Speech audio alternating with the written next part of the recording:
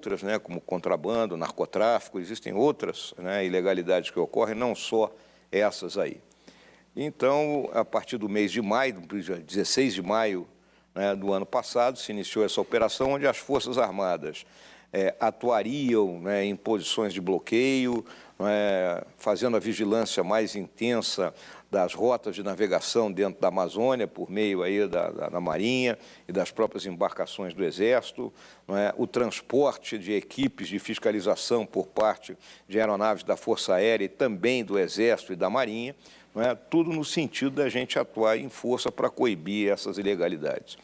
A operação inicialmente está prevista, para durar até o mês de agosto.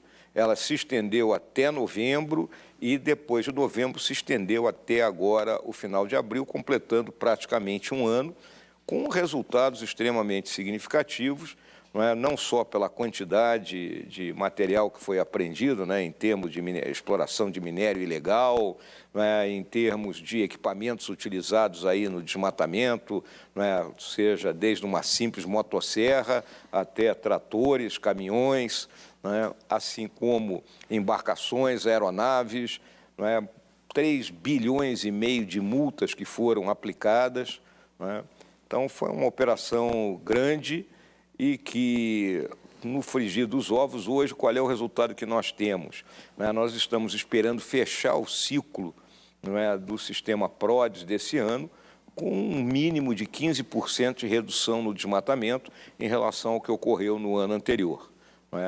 Vamos continuar essas ações agora empregando as agências de vigilância, as agências de fiscalização, mais a Polícia Federal, a Polícia Rodoviária Federal e os órgãos estaduais, para manter a pressão, de modo que a gente dê uma resposta efetiva do Estado brasileiro, demonstrando o nosso comprometimento com a preservação da Amazônia. General, quais foram os principais acertos e dificuldades desta operação? Olha, a primeira dificuldade é a amplitude da área, uma área que representa 60% do território brasileiro, que é a Amazônia Legal, sendo que praticamente metade do nosso território, a Amazônia Legal tem 5,2 milhões de quilômetros quadrados, o bioma Amazônia, que é a área efetiva a ser preservada, tem 4,2 milhões de quilômetros quadrados. Metade disso são áreas preservadas, áreas que devem ser mantidas intactas, que são unidades de conservação e terras indígenas, só que as pessoas têm que entender que essas unidades de conservação, essas terras indígenas, não têm uma cerca, tipo assim, você está entrando a terra indígena Yanomami, não tem nada disso, é balizada por meras coordenadas geográficas, Então, a dificuldade que você tem não só de estabelecer no terreno esses limites, como também de manter o controle e impedir a entrada de criminosos nessas áreas. Então, essa é uma grande dificuldade de uma operação dessa natureza.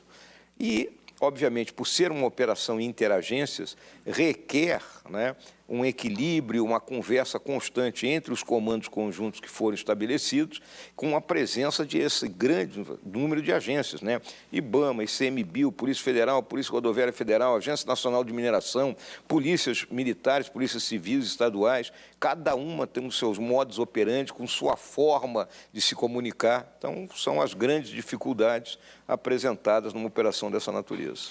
Pelo que o senhor relatou, os ilícitos eles não têm regiões pré-determinadas. Eles ocorrem no bioma como um todo?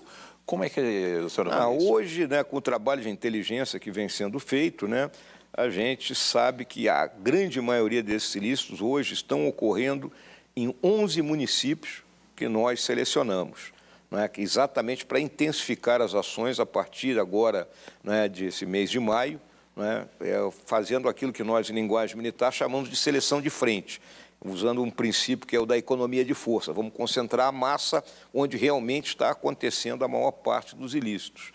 São 7 municípios no estado do Pará. O Pará é o grande problema em termos de desmatamento hoje no Brasil, seguido de Mato Grosso, de Amazonas e Rondônia. Esse quarteto é onde se concentra essa questão. O Acre e Roraima é em menor quantidade e o Amapá é praticamente zero.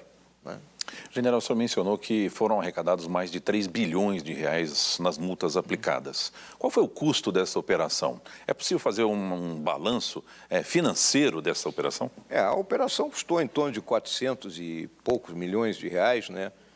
Essa foi o gasto ao longo desse ano. É óbvio que essa questão das multas a gente coloca muito claramente, tá? Foram aplicados 3,5 bilhões de multa. Só que aí o multado ele entra na justiça, recorre, então não é tipo aquilo ali, foi multado, pagou no dia seguinte. É igual o imposto que a turma fica devendo, leva 10, 12 anos aí para pagar. Esse é um problema que nós temos e que nós temos que resolver. Temos que buscar uma solução para essa questão das multas se arrastarem no tempo, e aquele elemento que foi multado deixar de pagar.